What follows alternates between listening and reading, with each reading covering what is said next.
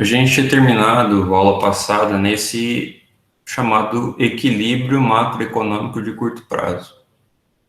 Então, você tinha uma oferta agregada que tinha esse formato em L, e você tinha demanda agregada com esse formato de seta em diagonal da esquerda para a direita, né? Descendente.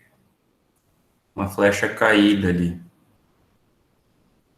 Esse equilíbrio ele dava para a gente como resultado um produto corrente, né? Um tanto de produção corrente e um produto potencial. Vocês lembram disso? Podem falar, tá, pessoal? Não estou mais acompanhando o chat.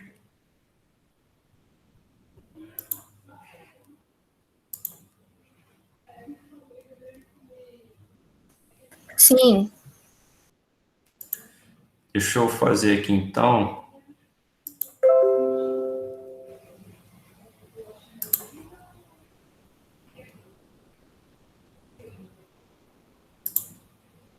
Que página você está, professor? Deixa eu colocar aqui o arquivo rapidinho. Aqui é página 256 do livro, do arquivo é 265.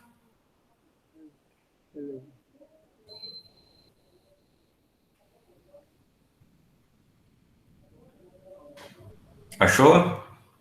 Estou chegando lá. Pode digitar embaixo aqui no PDF mesmo, onde tem aquela barrinha assim, barrinha 451, você vai lá e escreve 265. Aí já vai dar na página. Né? Eu cheguei. Beleza? A gente terminou a aula semana passada aí, marcando a diferença entre o que é um produto corrente, esse Y aqui primeiro, e o produto potencial. Então, deixa eu fazer aqui.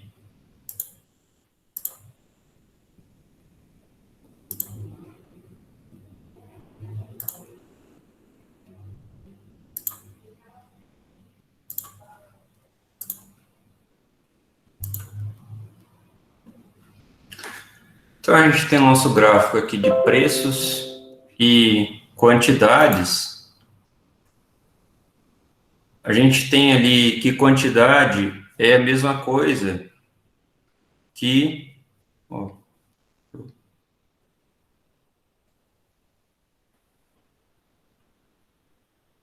que é a mesma coisa que... Eita.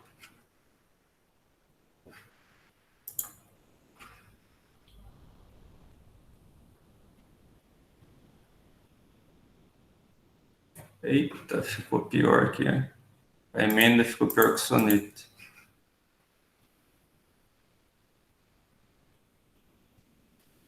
Q é a mesma coisa que Y, tá, pessoal? É um gráfico de preços e quantidades. Y é o que nós chamamos de produção.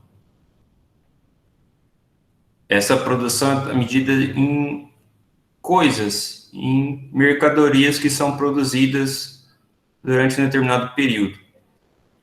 E essas mercadorias, o Q ou o Y, tem uma correspondência com o preço. Vocês lembram que o PIB, uma das formas de calcular o PIB é esse somatório das quantidades vezes os seus respectivos preços? Então, é isso que nós temos. Um gráfico de preços e quantidades.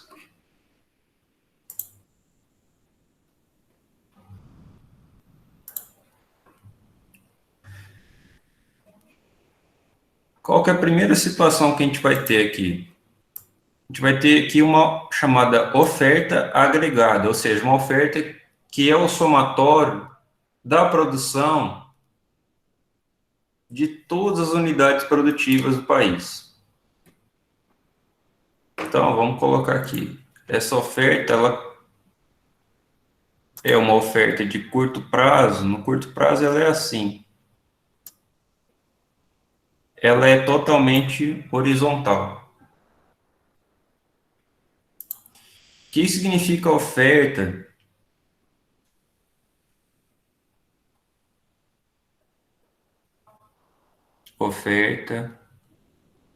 agregada. Que significa oferta agregada ser totalmente horizontal no curto prazo? Bom, a gente tem dois eixos, preços e quantidades. Ou no caso, vamos deixar já no...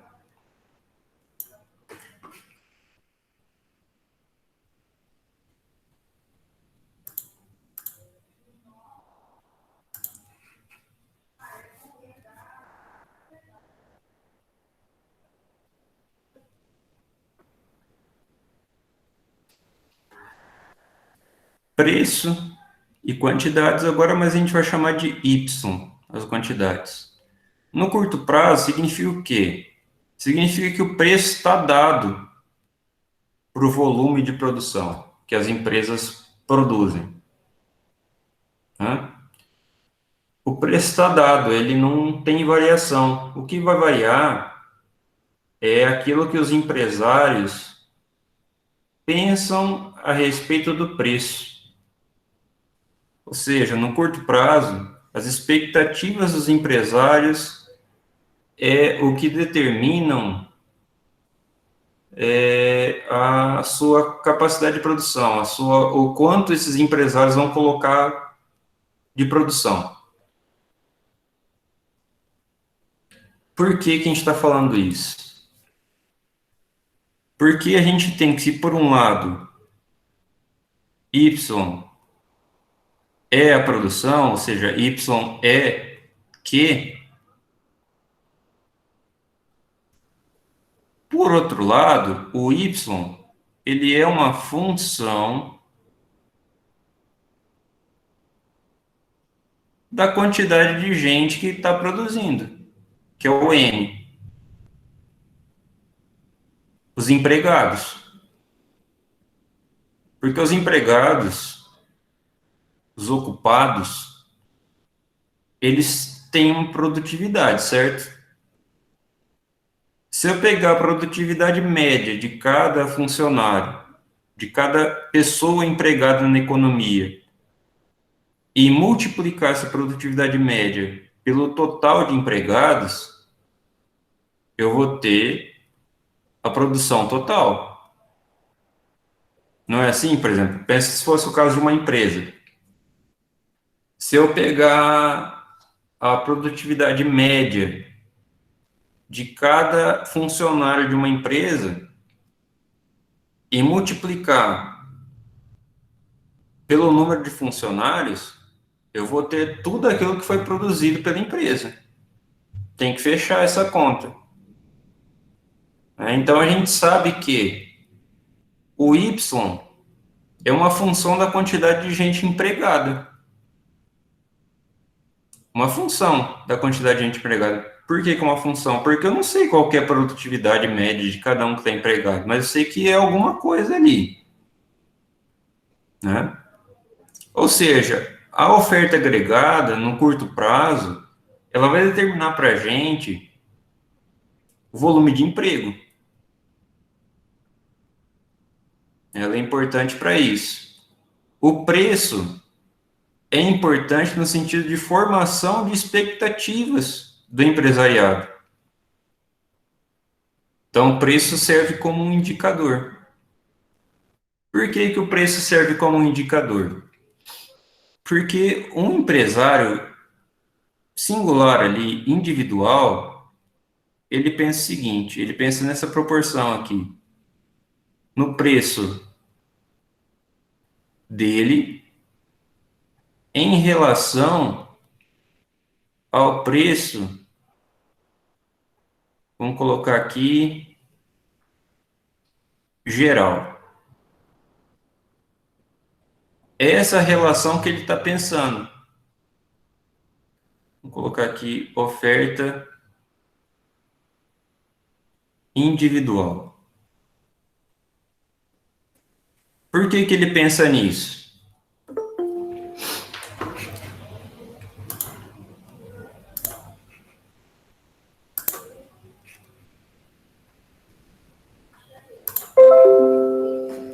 Por que ele pensa nisso? Porque é o seguinte, enquanto o produto dele estiver tendo um preço maior do que a média de mercado, ele vai colocar mais mercadoria à venda. Porque é o produto dele que está ficando mais caro. Não o produto que ele compra de outros empresários. Agora, quando ele percebe que o preço de outros empresários está tão caro quanto o dele, ou estão mais caros que o dele, isso gera um impasse para ele. Agora ele já não tem mais tanta certeza sobre o preço. Quando ele não consegue mais individualizar o produto dele em relação a todos os outros. Então a gente chama isso de oferta individual. Por quê? Porque o empresário ele escolhe duas coisas. Ele escolhe a quantidade de pessoas que ele vai ocupar, que ele vai empregar na produção, e a outra coisa é a escala de utilização do capital dele. Não sei se vocês já ouviram o índice que se chama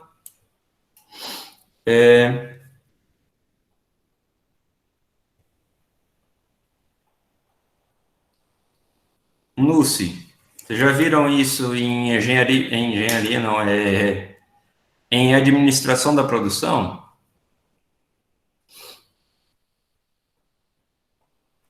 Se já ouviram, alguém pode falar. Não, professor. Então, vou dar spoiler para vocês. O que é o NUSI? O NUSI, ele é o nível de utilização da capacidade instalada. O que significa isso? Pensa uma empresa, com todo o maquinário que ela tem à disposição, a planta produtiva dela, os terminais de descarga, ela tem uma capacidade de utilização. O que significa isso? Significa que ela tem 100% dela para ser utilizada. Mas quanto desse 100% dela ela vai utilizar? Vamos supor que a empresa esteja sem recebimento de encomendas, ela tá fraco o movimento dela, né? Ela quebrou uma máquina, ela está repondo essa máquina, ela está sofrendo com isso. Então, ela vai contratar gente para utilizar 50% dessa produção, né? Ou seja, tem 50% dessa empresa ociosa. Então, agora tem empresa que trabalha com 90% da capacidade instalada. Ou seja, ela põe gente lá o suficiente para usar, né, para deixar só 10% dela ociosos. Por quê que ela deixa uma reserva? Porque você precisa ter uma margem de manobra para caso aconteça alguma coisa, né, algum imprevisto na economia, por exemplo, em que você vai ter que usar 100%, ou que você vai ter que substituir 10% que você está utilizando pelos 10% que você deixou reservado da capacidade instalada. Então, sempre há uma folga, né? Dificilmente você vai ter uma empresa que utiliza 100% da sua capacidade instalada, principalmente no ramo industrial, né? Mas a ideia é que você vai, num curto prazo, é sobre isso que o empresário está decidindo. Qual vai ser o nível de utilização da capacidade instalada que ele tem à disposição? Isso não tem a ver com o tamanho da empresa. Isso tem a ver com o quanto da empresa que vai ser utilizado, né?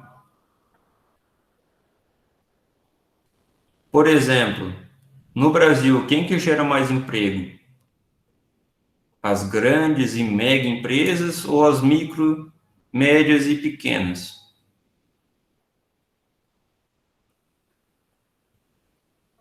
E aí, essa é a minha pergunta para vocês.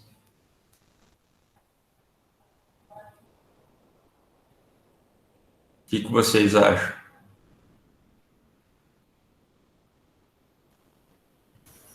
As micro, média, assim, eu acho que contrata mais pra cá, assim. Com certeza. São as empresas que mais contratam. Por isso que é importante num período como esse que a gente tem passado, desde o ano passado, né? Um período de pandemia, de lockdown. É importante ter uma política de crédito para financiar a média e a pequena produção. Porque são as empresas que geram mais empregos. Quando uma empresa grande reclama que não está conseguindo gerar emprego, ou ela nem reclama mais, né? Porque ela já não gera mesmo. Você pega aí vários escritórios que você tem muita coisa automatizada, ou muita coisa terceirizada para outros escritórios. Então, você tem uma grande concentração de emprego em pequenas e médias. Então, é super importante você ter uma política de financiamento, né, para que essas pequenas e médias empresas consigam aprimorar seu capital, consigam ter uma boa utilização da capacidade instalada, a diminuição da capacidade ociosa. Isso é super importante para garantir um ritmo de crescimento econômico, pelo menos ali num padrão sustentável de crescimento. Agora, observando tudo isso, observando que são as pequenas e médias empresas que geram mais empregos, o lógico seria, né, mirar nessas empresas para ter um programa de desenvolvimento, mas não há muito tempo a gente só financia, ou a gente financia assim com com a maior preferência, as mega empresas, né, que são os mega conglomerados industriais, ou consórcios, né? Então, que na média geram menos emprego, né? Bom, voltando. Então, no curto prazo, é sobre isso que o empresariado decide. Essa decisão acontece no nível individual, em que o empresário individual observa qual é a expectativa que ele tem dos preços, né, do índice geral de preços e do preço dele. Por que que ele está observando o preço dele? Porque se o preço dele estiver aumentando mais do que o preço dos outros produtos, significa que a tendência é que ele tenha mais, ou seja, que ele tenha mais renda, né, mais receita do que custo. Agora, se o ritmo de crescimento do preço dele acompanha o ritmo de crescimento dos outros produtos, né, o índice geral de preços, isso significa que tanto a renda dele tende a aumentar, quanto também os seus custos. Ou no pior, né, das hipóteses, que os custos dele tendem a aumentar mais do que a sua renda, né, a sua receita. Ou seja, vão pressionar a margem de lucro. Por isso que a gente tem uma avalanche de preços, às vezes, o que a gente chama de inflação contratual. Por quê? Os setores da economia começam a repassar os preços que recebem de outros setores. Isso vai gerando uma inércia de aumento de preço. Todos os setores vão aumentando cada vez mais os seus preços, porque os preços das outras empresas estão aumentando também, então o custo dela está aumentando. Ela repor o custo dela que aumentou, ela aumenta o preço dela. Então fica uma coisa em cadeia. Então, é necessário, por exemplo, uma reforma monetária, como a gente teve para o real, né? Teve que fazer uma reforma monetária para interromper esse processo em cadeia de reajuste de preço. Então, no curto prazo, o preço é importante para a formação de expectativas, lembrem disso. E as expectativas levam em consideração qual vai ser o nível de utilização da capacidade instalada que as empresas vão fazer. Qual é o nível de utilização que elas vão realizar. Ou seja, qual é o volume de emprego que vai ser gerado por essas empresas. Então, essa é a ótica da oferta agregada, essa é a ótica da empresa, das empresas em conjunto, numa economia. Beleza? Deixa eu voltar aqui.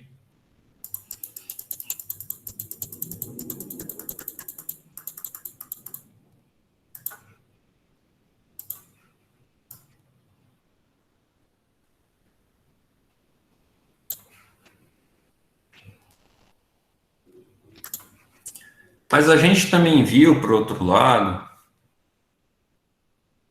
que existe um somatório,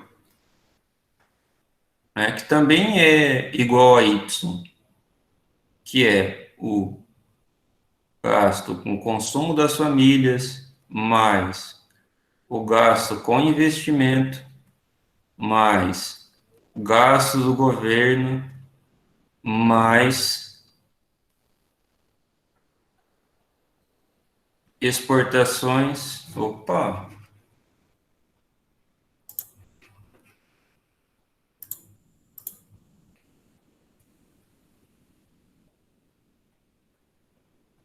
Menos importações. Isso daqui e isso daqui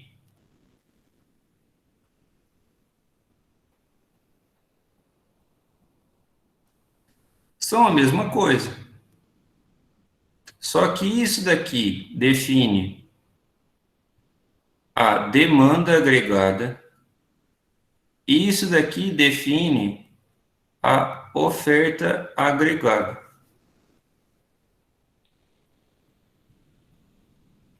A demanda agregada, ela é o conjunto de gastos, né, de despesa, enquanto a oferta agregada é o conjunto da produção.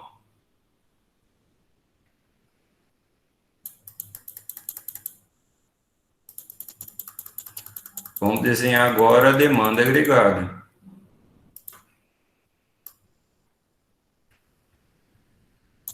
Nossa.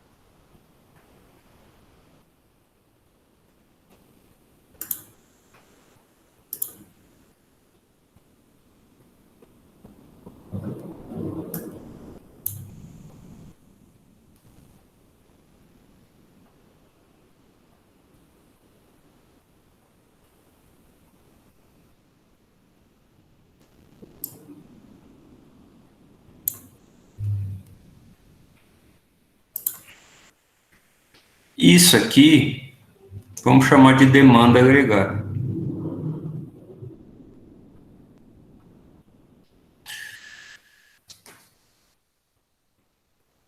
Por que que ela tem esse formato de inclinação negativa? Porque a gente está falando também de uma relação de quantidades e preços. Para a demanda agregada, preço tem uma influência negativa, porque a demanda agregada é formada por consumo, investimento, gasto do governo, exportação e importação. Essas são as variáveis que compõem a demanda agregada. Se o preço aumenta, o consumo aumenta ou diminui, pessoal? Diminui. Diminui. Gastos do governo com licitação, por exemplo, aumenta ou diminui?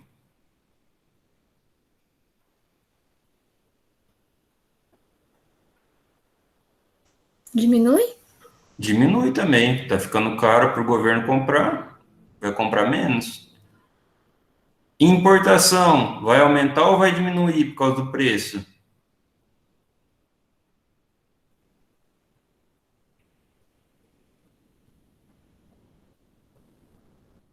Está ficando mais caro importar, vai importar mais ou menos? Menos também. Menos também. Então, a gente tem que essas variáveis aqui são todas influenciadas negativamente pelo preço. Ou seja, a demanda agregada vai ter esse desenho negativo por conta dessas variáveis aqui, que são influenciadas negativamente. As outras variáveis, o investimento e a exportação, são variáveis que são dadas pelo modelo, são consideradas fixas. Tá? Ou seja, não tem alteração pelo preço, por outras questões. O gasto com investimento, por exemplo, é um gasto que independe de preço. Ele está voltado para outro tipo de análise, uma análise mais de longo prazo.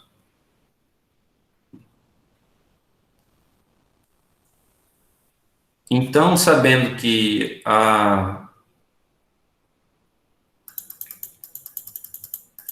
oferta agregada vai ter esse comportamento aqui fixo no curto prazo, né, em relação a preço, e a demanda vai ter esse comportamento negativo aqui em relação a preço, a gente tem que essas duas retas aqui vão se encontrar.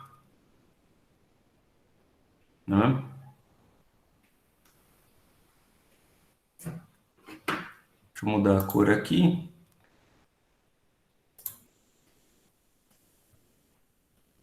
Elas vão se encontrar nesse ponto aqui.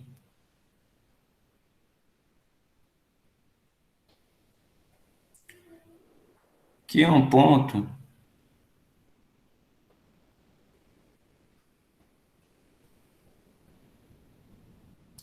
que vai dar para a gente um determinado produto, que a gente vai chamar de produto corrente. Vou chamar de YC. Beleza? Se algum gasto ali, ou o C, que é o consumo das famílias, ou investimento, ou gasto do governo, ou exportação aumentarem, essa demanda vai se deslocar para a direita, vai aumentar o produto. Né? Ó.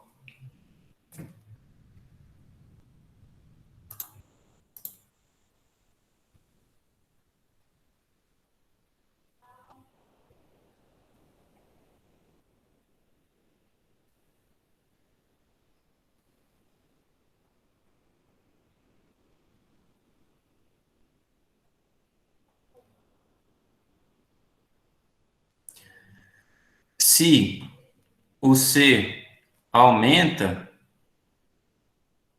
o produto vai aumentar. A demanda agregada aumenta. Vamos fazer assim, mais fácil.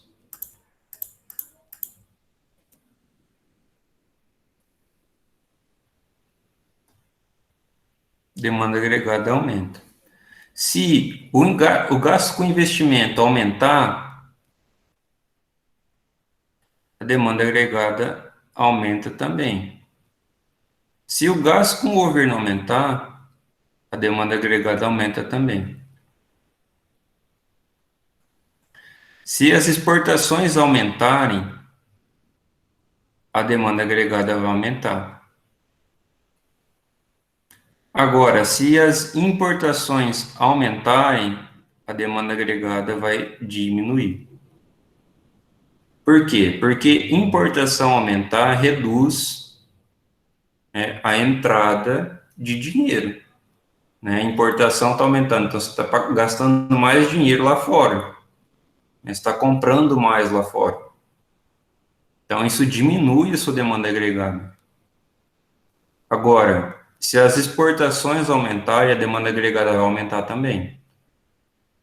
Agora, tudo isso que é correspondente, o consumo, investimento, gasto do governo e exportações, o que acontece se consumo diminuir? O que acontece com a demanda agregada, pessoal?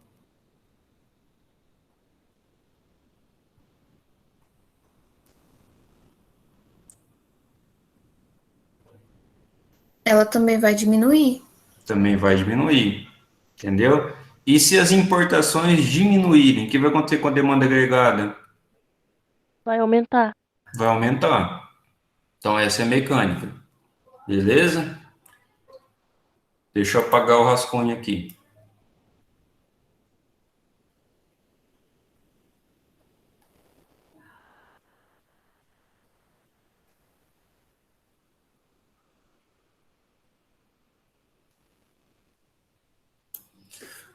No curto prazo é isso.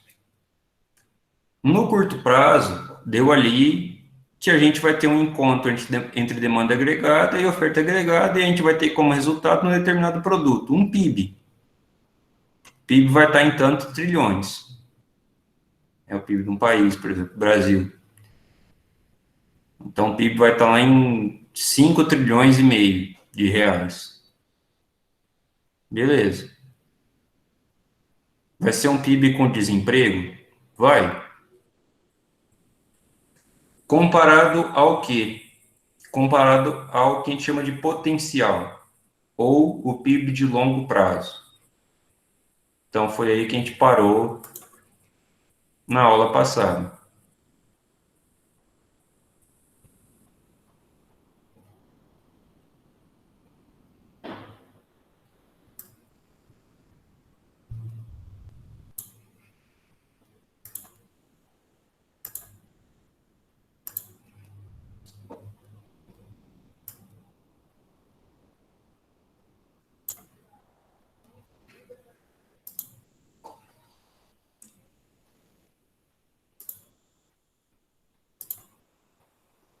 É só uma borrachinha ali.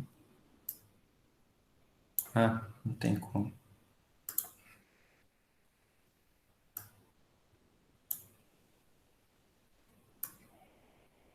Nossa, paguei as duas coisas aí, não.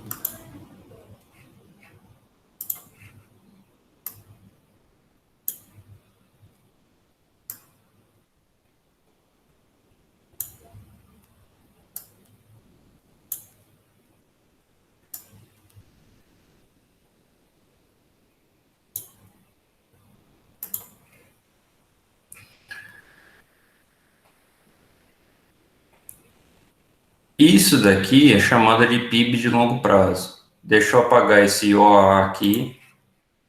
Vou passar ele para cima.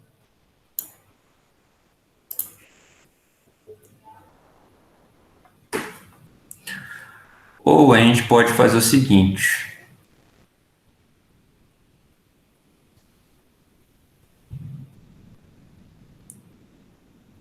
Essa OA, que é horizontal, é a OA, ou seja, oferta agregada, de curto prazo.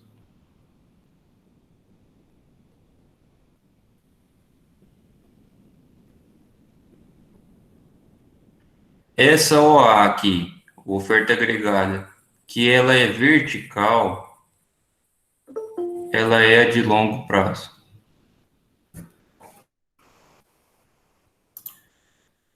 Tem alguém pedindo para entrar? Vamos deixar entrar.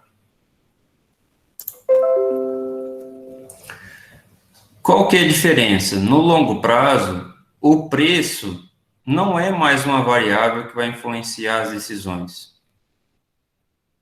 No longo prazo, o que vai influenciar as decisões empresariais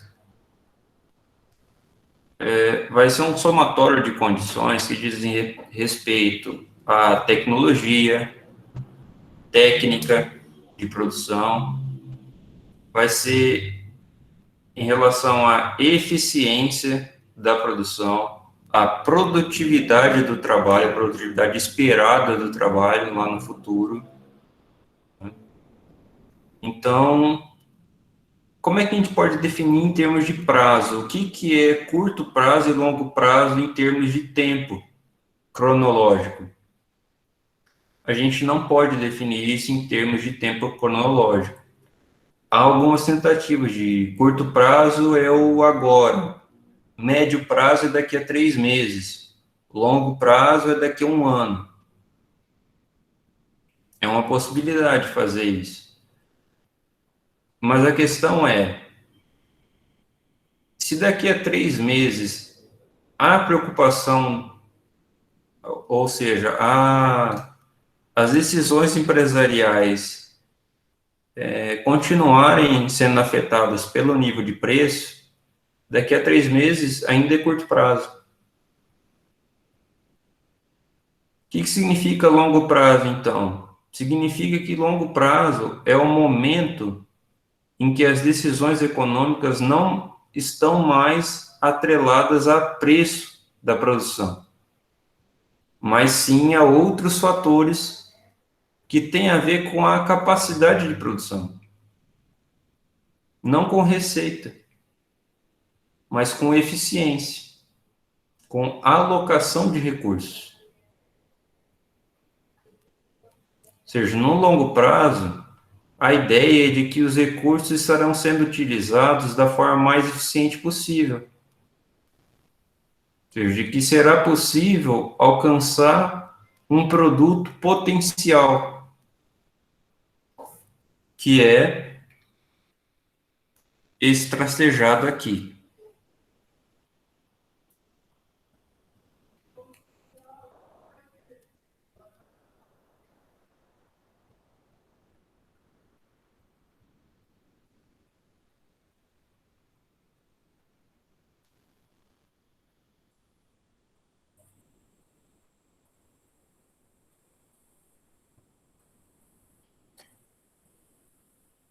Isso aqui vai dar origem a um Y potencial.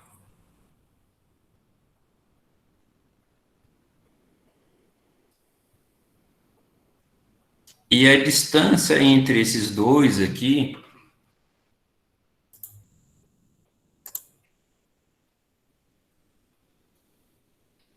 é o que nós chamaremos de hiato.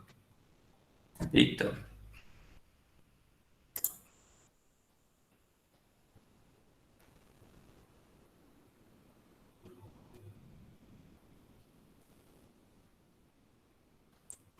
Vamos.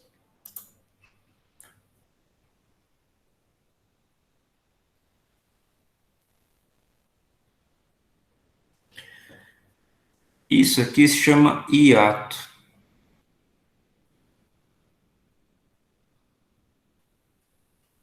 Hiato do produto. Aqui a gente está gerando produto com desemprego, né? Isso aqui é o tanto de gente que poderia estar sendo empregado no produto potencial que está sendo empregado hoje, né? Mas e se a demanda agregada, por exemplo, for exatamente equivalente ao produto potencial? Por exemplo, em 2007, que o desemprego nosso estava muito baixo. Então, dizia-se que nós estávamos em pleno emprego.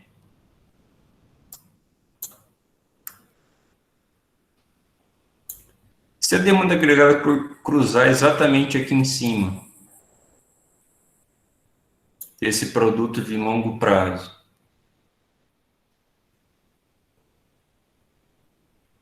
que é o caso do gráfico que está sendo colocado ali na página 265,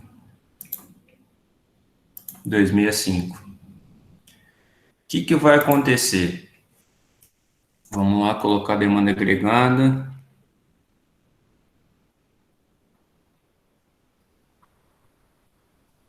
Significa que o produto corrente é igual ao produto, vou colocar aqui,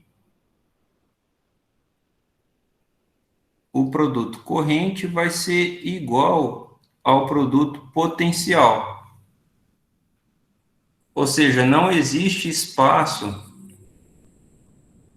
para o crescimento econômico mais. Atingiu o limite. A partir daí, o que acontece se é gerada mais demanda agregada? Por exemplo, já está nesse nível já de produto máximo, potencial. Mas aí o governo libera mais crédito, mais incentivos para as empresas produzirem mais. O que vai acontecer se passar desse ponto de equilíbrio? E aí a demanda agregada cresce de novo.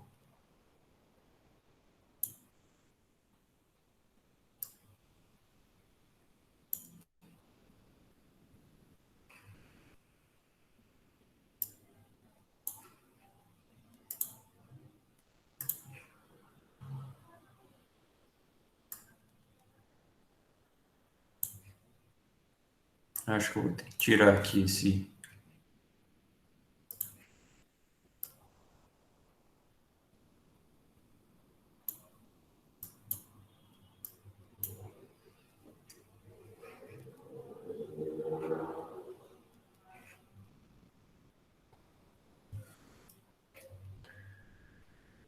Aqui nós temos a demanda agregada, vamos chamar aqui de 0.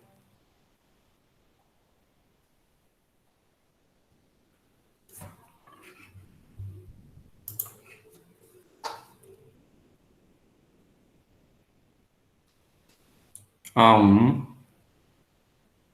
E aqui no final nós temos a demanda agregada 2. Agora o equilíbrio dela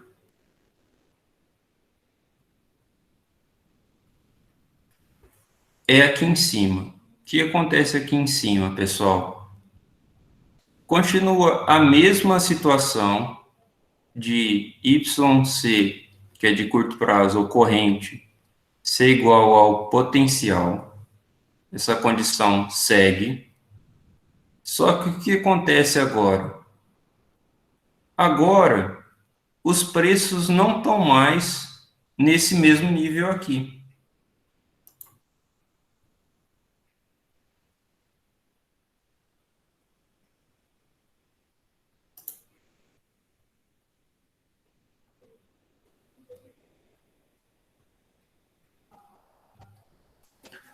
O preço, que sempre teve aqui nesse P0, agora ele está sendo aqui, ó. Vamos traçar aqui a nossa régua.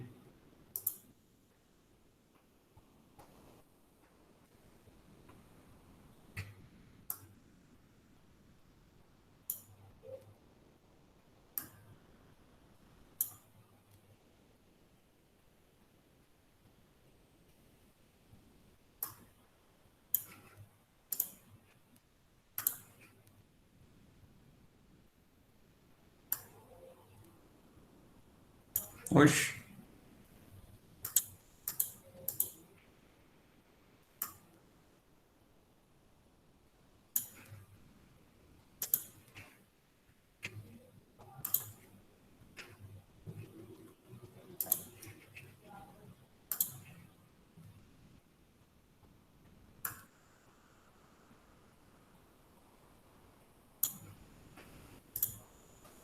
Agora o preço vai estar nesse nível aqui, vamos chamar de P1. O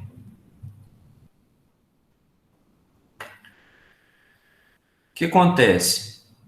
Se a demanda agregada chegou no nível já do produto potencial, qualquer aumento do produto potencial não vai aumentar mais o emprego, não vai aumentar mais as quantidades produzidas.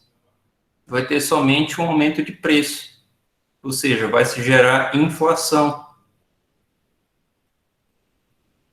Então, no curto prazo não tinha problema com inflação, mas no longo prazo, se a demanda agregada encontrar o produto potencial, o que vai acontecer é inflação.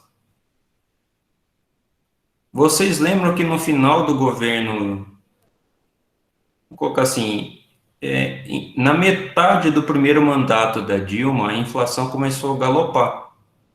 Vocês lembram disso? Estava com uma inflação de 6,5% ao ano, né, medida pelo IPCA, depois ela subiu para 7,5%.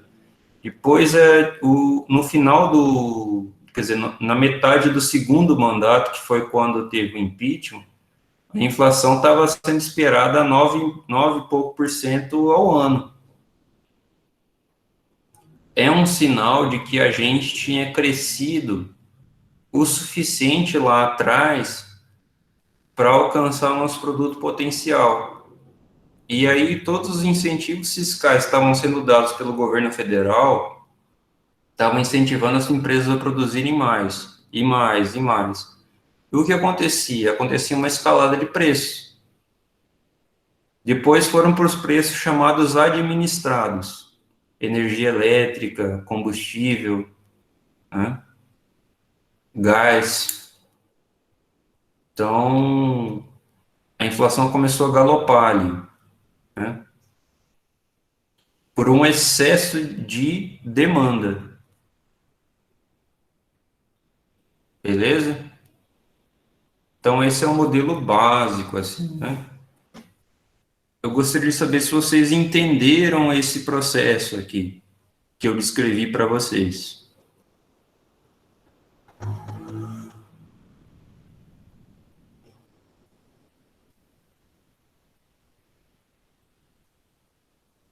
Deu para entender bem, professor. Beleza, então. Então, vamos dando sequência para o nosso livro.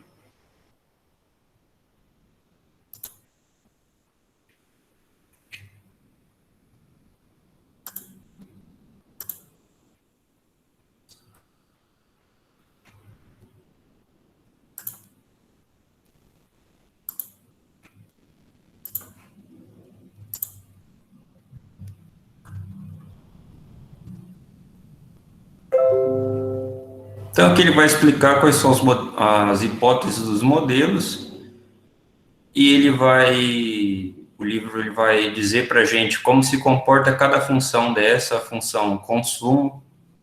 Né? Ele vai dizer que o consumo ele é uma função da renda, né? Coisa que a gente já sabia. E aí ele vai explicar uma coisa que na função consumo é mais interessante, que a função consumo se divide em duas. A função consumo é o que a gente chama de consumo autônomo, ou seja, aquilo que independe da renda, vamos dizer assim, independe da quantidade de renda que você tenha. E um outro termo da função consumo, que é dependente da renda, nós chamamos de propensão a consumir, ou propensão marginal a consumir. Vou explicar aqui no nosso PowerPoint.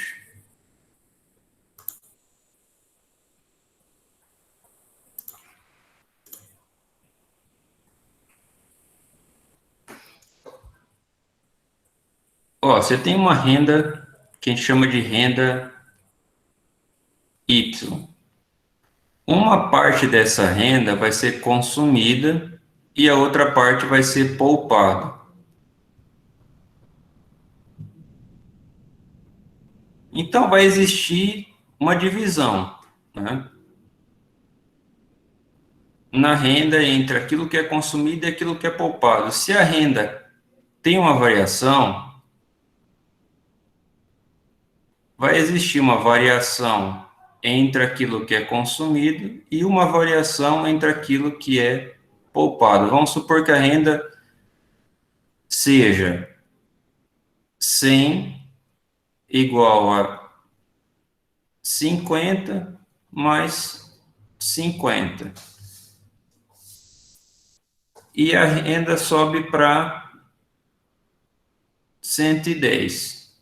Ah, subiu 110, então tem que dar 60 mais 50, ou 55 mais 55. Mas a gente não sabe isso. A gente sabe que teve uma variação de 10. Mas numa determinada sociedade, quando aumenta a renda, é possível que em uma sociedade aumente mais o consumo do que a poupança. Então, vamos supor que agora, nessa variação, a gente tenha um consumo de 60 e uma poupança de 50, ela permaneceu a mesma. O que está acontecendo? Está acontecendo que todo o aumento de renda foi absorvido pelo consumo, não pela poupança. Se todo o aumento de renda foi absorvido pelo consumo, então a gente pode dizer que a propensão marginal a consumir, que é esse palavrão aqui, é 1, porque ele absorveu todo o crescimento da renda. E a propensão marginal a poupar, nesse caso, é 0, porque não houve mudança na poupança. Esses números aqui, somados, eles sempre vão dar 1. Numa sociedade, é normal que, por exemplo, o Brasil, ou Estados Unidos, ou China, propensão marginal a consumir seja na casa do 0,85%, ou dos 85%. E, então, a propensão marginal a poupar tem que ser 0,15. Isso significa... Eu estou compartilhando com vocês? Não. Um raciocínio aqui. E ninguém avisa nada, gente. Que legal, hein? Vamos fazer tudo de novo.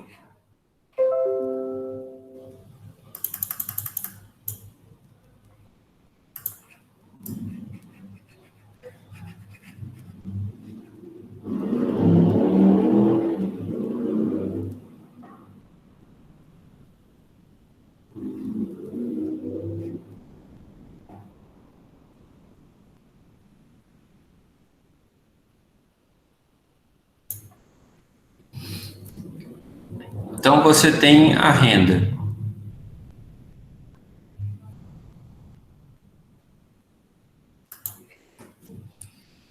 Uma renda Y. Essa renda vai se dividir entre consumo e poupança, beleza? O que eu expliquei agora de propensão a consumir e de propensão a poupar, pessoal?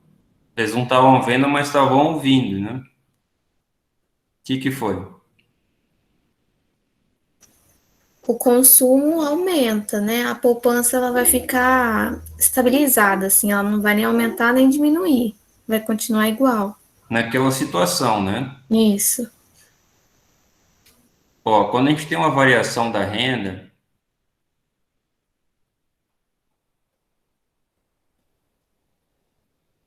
vai haver uma variação de consumo e uma variação de poupança.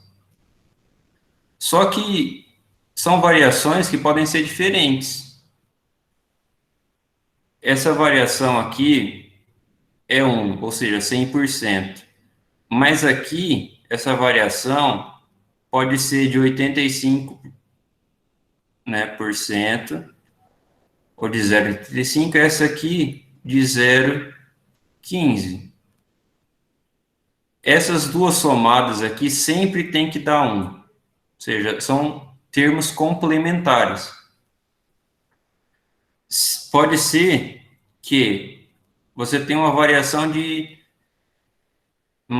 na renda, tanto faz de quanto, mas que o consumo tenha aumentado só em 60%. Ou seja, a poupança vai aumentar em 40%. Vamos traduzir isso aqui. Vamos supor que você tenha uma renda, não sei de quantos, mas que essa renda teve um aumento. Teve um aumento de R$100. Como a gente tinha feito no exemplo aqui, a gente tinha colocado início aqui, 100 vai ter que ser igual a um consumo de 50 mais uma poupança de 50. Beleza. Teve um aumento de R$100, ou seja, a renda dobrou.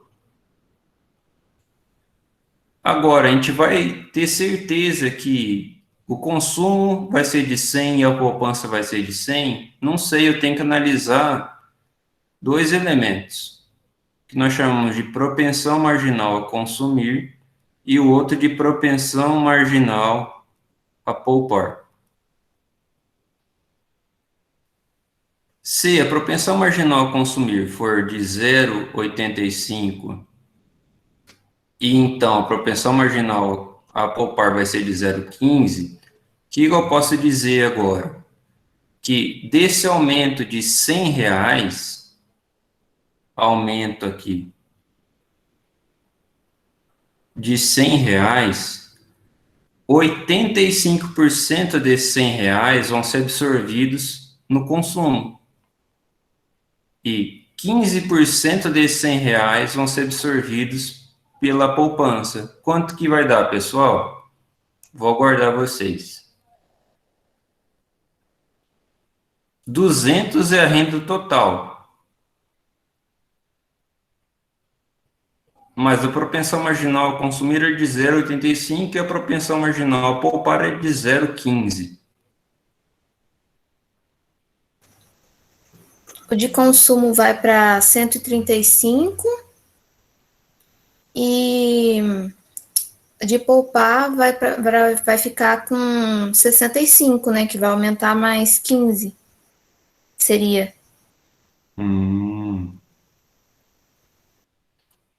É isso? Pessoal, mais alguém?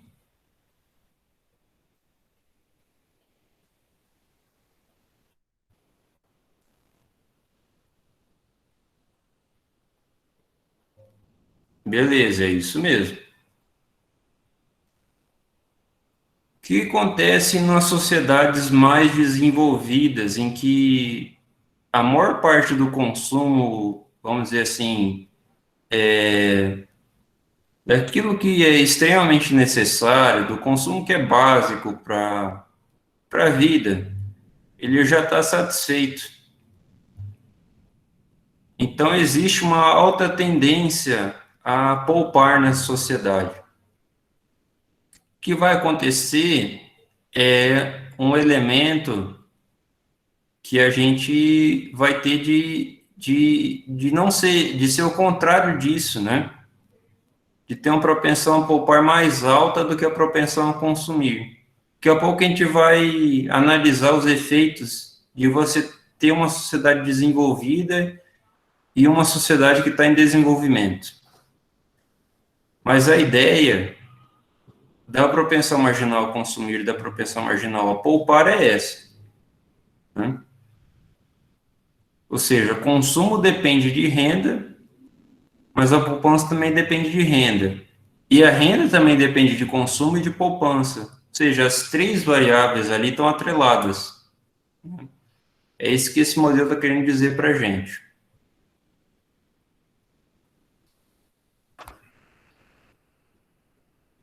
Beleza? Vamos voltar ao livro.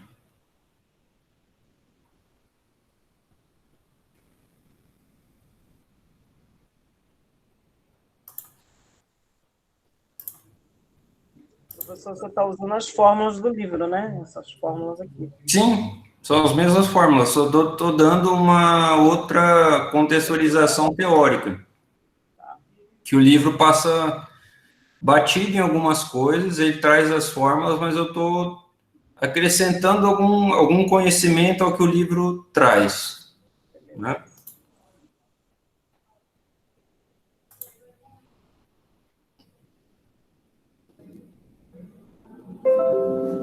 Você vai ver que ele vai trazer aqui o que é a propensão marginal a consumir, né? O que é a propensão marginal, por exemplo, a propensão média a consumir, depois ele vai passar a função poupança, que é exatamente isso, a propensão marginal a poupar é igual a 1 menos a propensão marginal a consumir, né? Que propensão marginal a poupar mais propensão marginal a consumir tem que dar 1. Né? 1, no caso, é a variação da renda, ela é 100%. Mas quanto que variou a poupança e quanto que variou o consumo? Né? Então, ele vai mostrar aqui como é que funciona graficamente também e tal, mas a questão principal está aqui na página 268 do arquivo e 259 do nosso livro, que é essa expressão aqui, essa soma, né, que foi o que eu acabei de passar para vocês. Propensão marginal a poupar mais propensão marginal a consumir é igual a 1. Se eu falar para vocês se a propensão marginal a poupar ela é 0,25, quanto vai ser a propensão marginal a consumir, pessoal?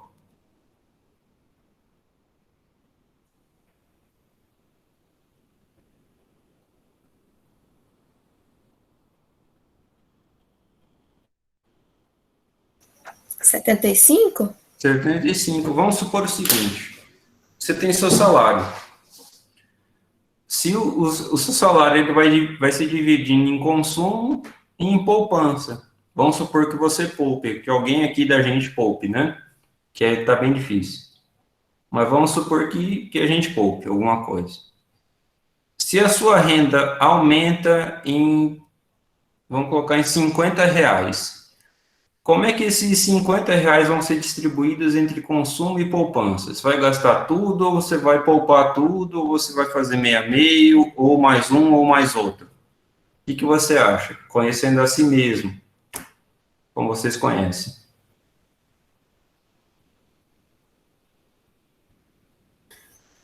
Bom, eu acho que eu tentaria poupar um pouco, pelo menos, desse valor. Mas a maior parte seria para o consumo. Eu tentaria também, mas eu acho que a minha distribuição seria R$ 49,97 para consumo e 3 centavos para poupança, assim, acho que seria essa divisão que eu ia fazer, mais ou menos. Eu tentaria poupar, mas eu acho que eu ia acabar uma coisa mais ou menos assim. É isso que é propensão marginal a consumir e a poupar. É em relação a aumentos de renda, tá? Não importa se a sua renda é de salário mínimo ou de 20 salários mínimos. O que interessa é a variação. Né? Aí a gente vai ver, por exemplo, que as pessoas que ganham ou que têm uma renda mais baixa têm uma propensão a consumir mais alta do que a propensão a poupar. Aqueles que têm uma renda mais alta, teoricamente, né, têm uma propensão marginal a poupar mais alta do que a propensão marginal a consumir. Mas essas diferenças individuais não são interessantes aqui na macroeconomia. O que interessa na macroeconomia é a média social. Como que se comporta essa média social? Essa propensão marginal a consumir na média da população. E a propensão marginal a poupar também. Né? Então, ele vai explicando aqui com números como que funciona, né? Aí ele vai passar pela função investimento, quais são os elementos da função investimento, né?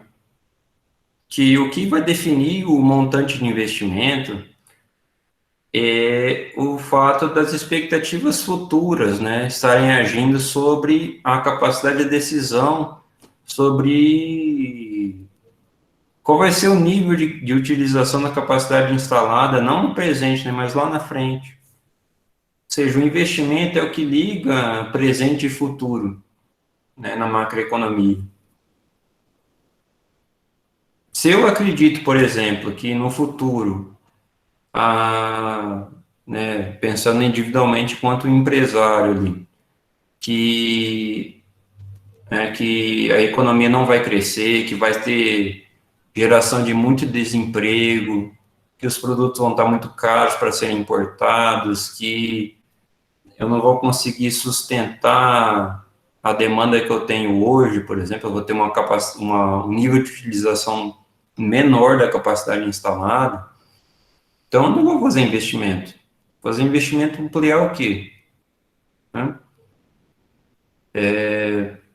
Mas se eu, pelo outro lado, eu acho assim, a gente vai se recuperar bem da pandemia, vai ter um surto de consumo, porque as pessoas que estavam se guardando na quarentena, agora elas vão poder sair às ruas, vão poder consumir, gastar, vão ter filhos, então isso vai aumentar a demanda lá na frente, as empresas vão voltar a comprar uma das outras, né? Então vai gerar um fluxo de renda maior, então nesse caso, eu vou fazer investimento agora, tal, e me preparar para esse futuro promissor aí pela frente. Pode ser.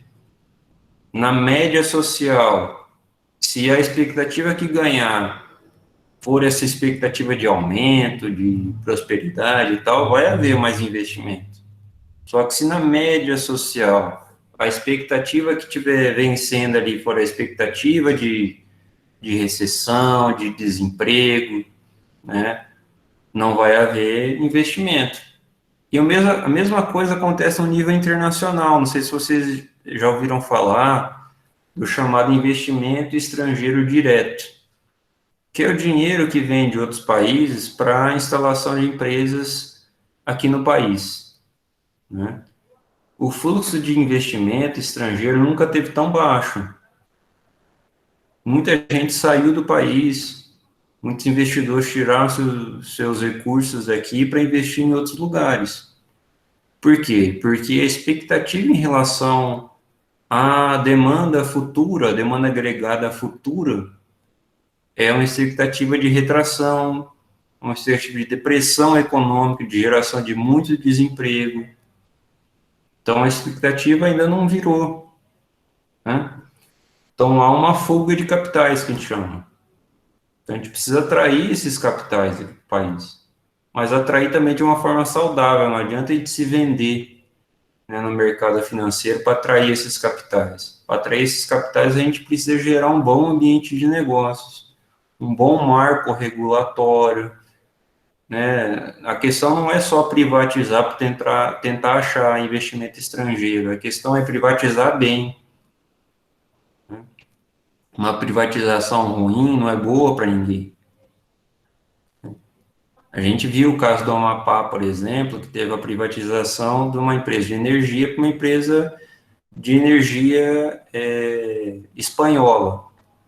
E isso deixou o Amapá à mercê, né?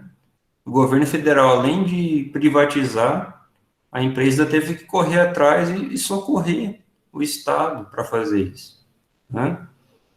Então, essa é uma privatização ruim, uma privatização sem fiscalização, sem controle, sem cobrança de metas de investimento, de aprimoramento do serviço e tal. Então, tem privatização boa e ruim.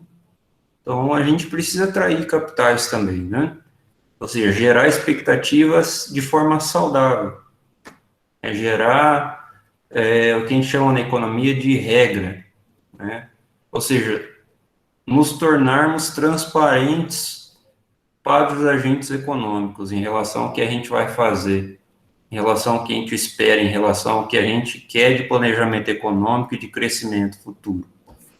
Então, o governo tem um grande papel institucional na produção de expectativas. Não só enquanto gastos de governo, né, financeiramente entrando ali na demanda agregada, mas também institucionalmente aprimorando as expectativas em relação aos investimentos. Beleza? Então, ele vai mostrar aqui que também no curto prazo os gastos de governo são considerados fixos, né, tributação. Então, isso não traz nada de diferente para o modelo. Então, a gente vai ter que a demanda agregada completa, que na página 263, foi isso que eu acabei de passar aqui também no nosso gráfico, que é o que vai trazer todas as variáveis, né? Então, aqui a gente tem a demanda agregada em relação ao produto. Quando a demanda agregada ela é só o consumo, quando a demanda agregada começa a somar o investimento, quando a demanda agregada começa a somar gasto de governo, e finalmente quando a demanda agregada começa a somar o saldo da balança comercial, que é esse X menos M, esse saldo. Quando o saldo é positivo, a demanda agregada aumenta. Quando o saldo é negativo, a demanda agregada diminui. Beleza? Então, o ponto 5 aqui, ó, é o equilíbrio agregativo de curto prazo. Então, a gente vai passar aqui. Isso aqui é importante. Esse gráfico aqui, essa figura 10.12. Tá, pessoal? O que esse gráfico está trazendo para a gente? Ele está relacionando para a gente a demanda agregada em relação ao produto. Deixa eu mostrar para vocês no nosso PowerPoint como que isso vai funcionar.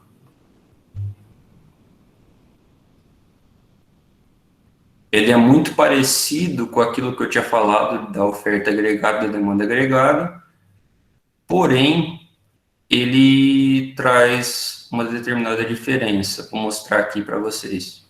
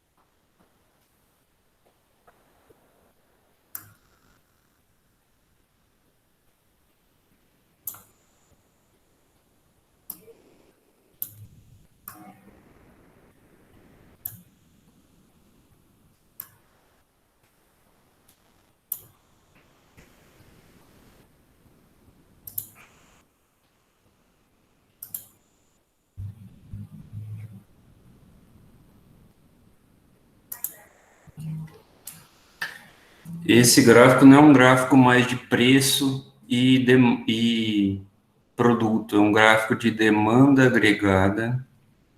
O professor vai gravar a tela? Oi? Vai gravar essa tela do PowerPoint? Vou interromper aqui e passar para ela.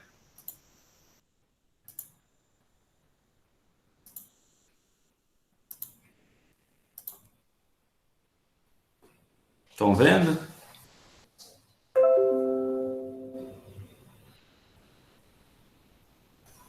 Agora sim. Beleza. Essa aqui, ou esse aqui, é um gráfico demanda agregada por produto. Tá? O que significa isso para a gente? Vou mostrar aqui uma régua de 45 graus para vocês verificarem o seguinte.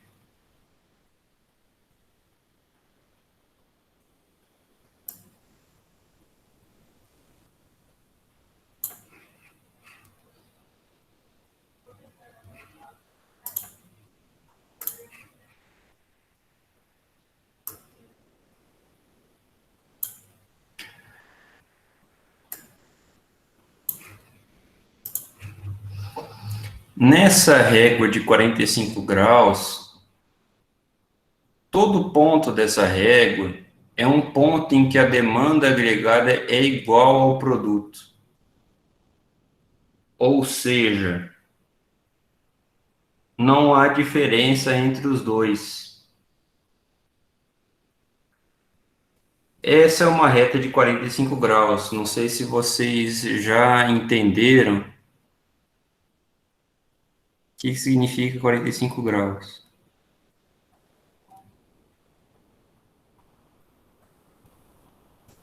Vocês sabem que esse ângulo inteiro aqui da esquina é de 90 graus, né? Então, essa reta que vai dividir esse ângulo de 90 em dois, ela é uma bissetriz, né? Vocês conhecem o quadrado. Figura geométrica de um quadrado. Vamos supor que isso seja um quadrado, tá mais para um retângulo. Mas a ideia de um quadrado é que os lados são iguais, né? E a diagonal do quadrado, ela é uma reta de 45 graus. Ou seja, é isso aqui do quadrado que está acontecendo aqui, no nosso gráfico. Todo pontinho desse aqui é um ponto em que o valor do y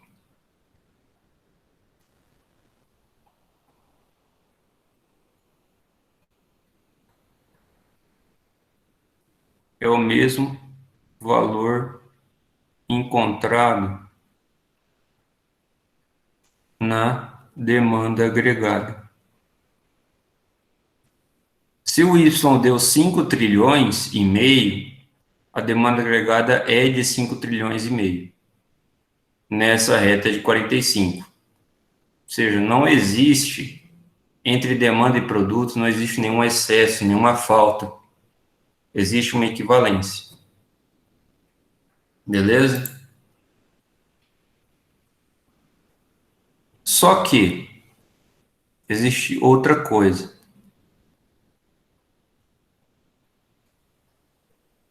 Existe a demanda agregada de fato. Não é essa que está sempre equilibrada com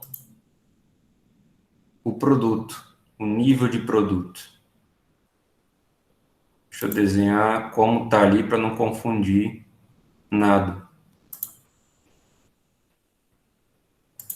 Deixa eu apagar aqui. Não quero apagar isso.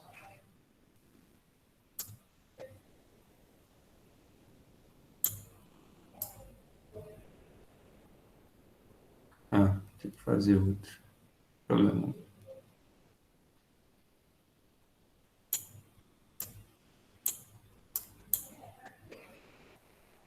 E é demais também.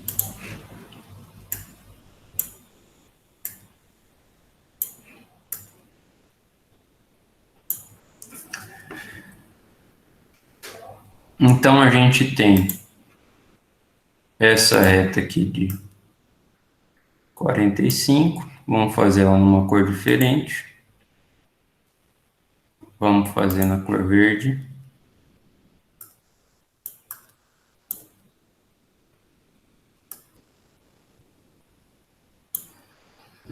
Ela vai indicar para a gente todos os pontos que têm equivalência entre demanda agregada e produto, em que os dois são iguais.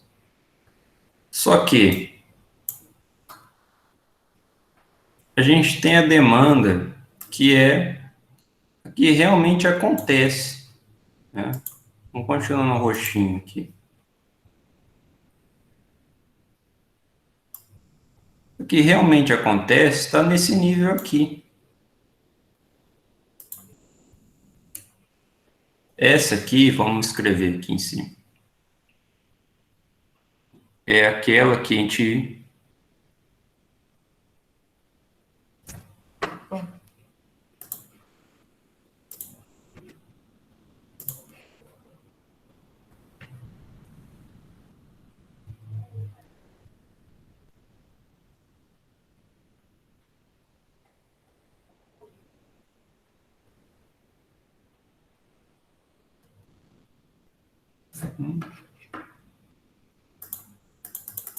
Ficou muito grosso aqui.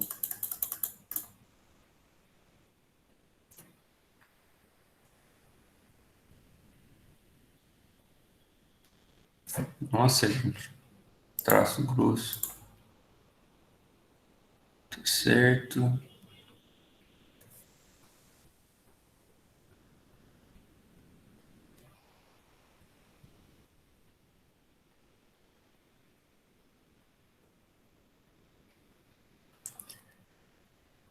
Isso aqui é aquela demanda agregada que é aquele somatório, né? Consumo, investimento, gasto de governo e balança comercial, que é X menos M. Essa verdinha aqui é o conjunto de todos os pontos em que a demanda agregada é igual ao produto. O que acontece agora? Vamos voltar aqui e marcar certinho o que está sendo colocado. Esse ponto aqui, fazer em laranja.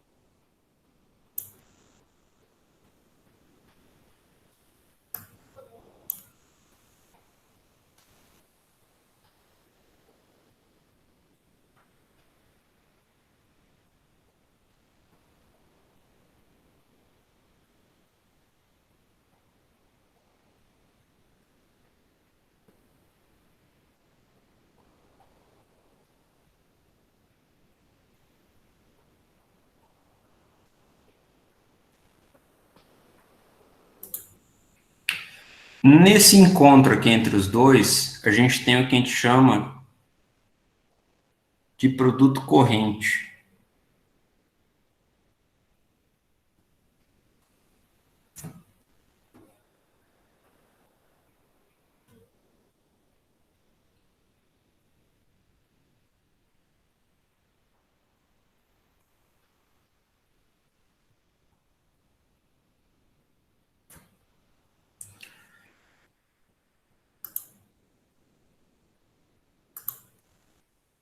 Nesse outro ponto aqui que vai, ó, nesse ponto que os dois encontram, a gente tem o produto corrente, que seria os 5 trilhões e meio de PIB, né?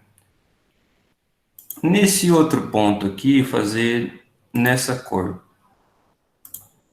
No ponto que já não existe igualdade entre os dois, vou colocar aqui.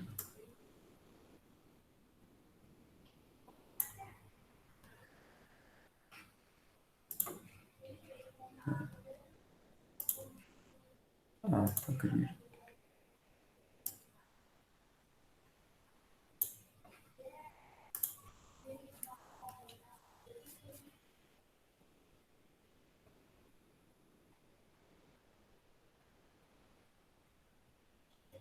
Aqui, nós chamamos de PIB potencial, de produto potencial, ou seja, aquele gráfico de oferta e demanda agregada, ele acaba sendo colocado aqui também.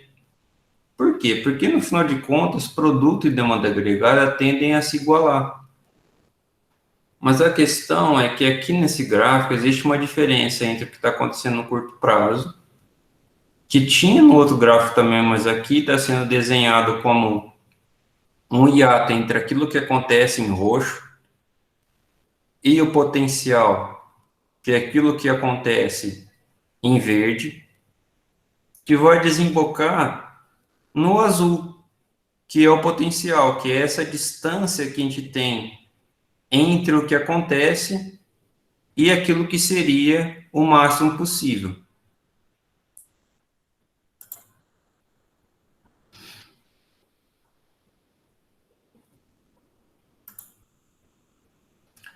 Então, é isso que está sendo colocado nesse gráfico aqui, no nosso livro-texto, na página 265 do livro e 274 do nosso arquivo do PDF. Então, aqui, por exemplo, ele dá um exercíciozinho dessa condição de equilíbrio entre oferta agregada e demanda agregada. Deixa eu colocar de novo ali para vocês visualizarem.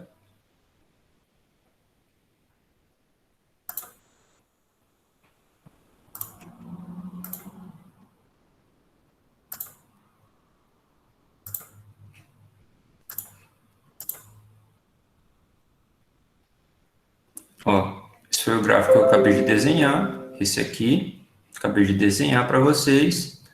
E aqui ele vai dar um exemplo para vocês conseguirem detectar ali, identificar no gráfico, exatamente os pontos que a gente acabou desenhando, né?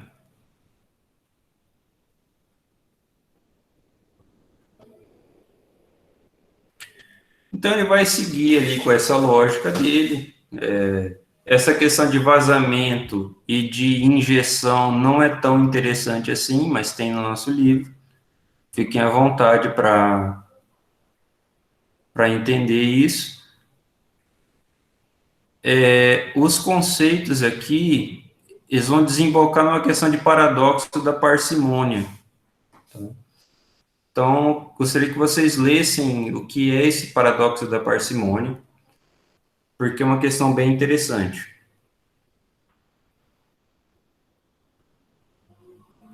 Aqui, a gente vai ter a derivação do gráfico, ou seja, onde uma coisa vai parar e vai levar a outra, né? Aí ele faz os gráficos aqui. O primeiro gráfico seria esse que a gente viu por último, mas a demanda agregada em relação ao produto. E o primeiro gráfico seria aquele, né? O último gráfico seria aquele que a gente viu lá antes, né? De demanda e oferta. Beleza, nenhuma novidade aqui. Eu acho que a gente entendeu bem a diferença entre o que seria o de curto prazo, de longo prazo, o corrente, e o potencial, né? E aqui ele vai dar alguns exercícios, né, de exemplo para vocês exercitarem os conceitos, né? Conceito de estabilizador e tal. Beleza. O que é realmente importante para vocês? O ponto 7, que é a chamada de multiplicador keynesiano de gastos. O que é esse multiplicador? Esse multiplicador, ele vai dizer o seguinte para a gente, que, você lembra que eu falei que quando eu tenho um aumento de renda, existe um aumento de consumo, existe uma propensão marginal a consumir, mas existe também a propensão marginal a poupar, beleza.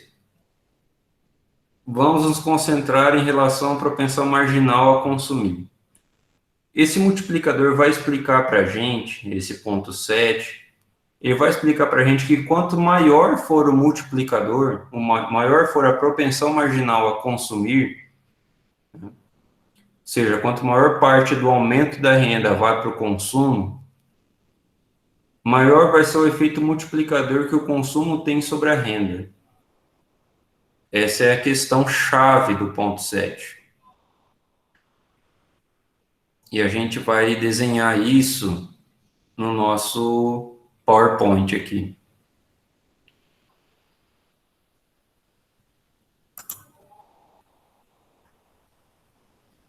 Deixa eu ver se falta muito para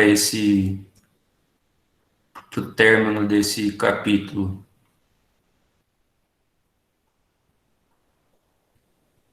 Sete, 8, 10. Taxa de juros. 10,2. Vamos fazer o seguinte, pessoal. Vamos encerrar o capítulo por aqui. Capítulo não. a aula de hoje por aqui. E essa questão do multiplicador eu passo para vocês a aula que vem, beleza? E ao invés de vocês fazerem uma lista hoje e uma lista para outra semana, eu vou passar uma lista só para as 2 semanas. Ok? Então vocês ficam livres também de me entregar uma lista na sexta que vem. Eu acho melhor ter essa continuidade. Beleza? O que vocês acham?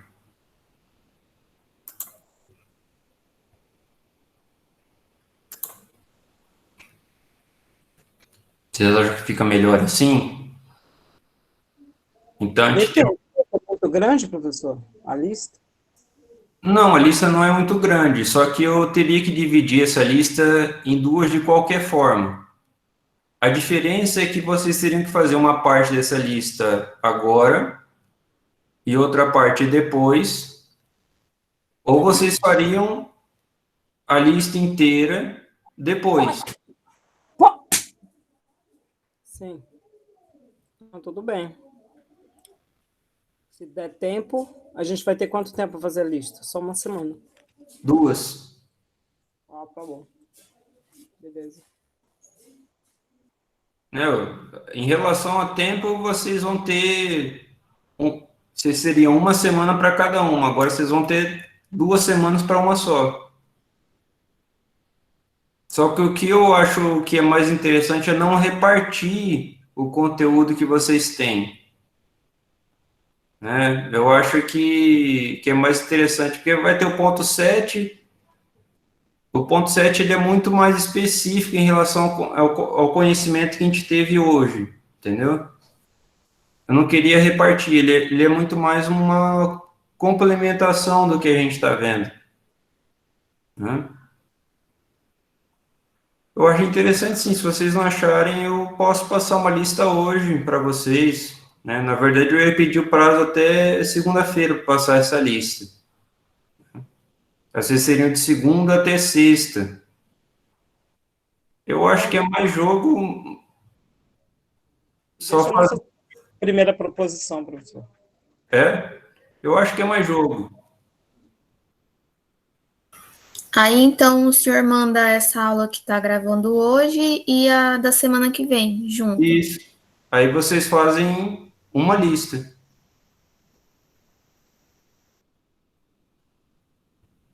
Entendeu? Como se fosse uma aula só.